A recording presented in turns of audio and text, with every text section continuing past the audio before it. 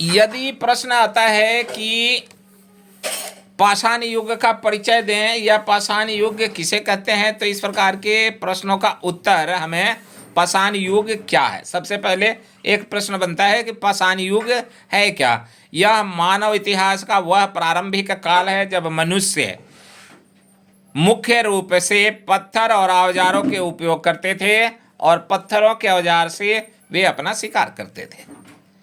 दूसरा, पाषाण युग क्यों कहा जाता है? पाषाण युग क्यों कहा जाता है? क्योंकि इस युग में मानव जीवन पूरी तरह पत्थरों पर निर्भर करती थी, क्योंकि अपने भोजन के शिकार के लिए, भोजन के लिए वे पत्थरों के औजारों का प्रयोग करते थे और जानवरों से बचे रहने के लिए पत्थरों के गुफा में रहते थे।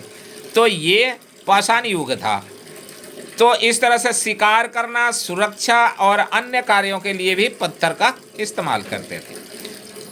पाषाण युग की समय अवधि क्या थी? तो यह मानव इतिहास का सबसे लंबा काल रहा है, क्योंकि जब पत्थरों के शुरुआत हुई, पत्थरों से हथियार बनाए, पत्थरों के हथियार बनाए, पत्थरों के हथियार से उन्होंने शिकार किया, जानवरों को मारा। इसकी शुरुआत लाखों साल पहले से मानी जाती है, और जब लाखों साल पहले से मानी जाती है तो ये पाषाण युग का लंबा काल रहा।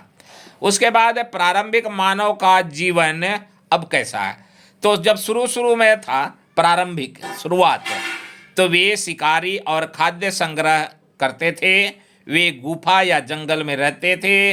वे सबसे पहले आदि मानव काल में कहा जाता है कि मनुष्य कच्चे मांस का प्रयोग करते थे। वे जानवरों को वो उन हथियारों से, उन पत्थरों के हथियारों से कुचल कर मार देते थे और फिर उसका भोजन करते थे। लेकिन अब इनका सार ये रहा कि पाषाण युग मानव विकास की नींव है, जहाँ से शुरुआत हुई थी और मनुष्य की वृद्धि हुई, मनुष्य के विकास में ये पाषाण युग रहा। पत्थरों की सभ्यता हुई और पत्थरों की सभ्यता से शुरुआत हुआ और आज हम यहाँ तक विकसित हैं। तो ये पाषाण युग का विकास है।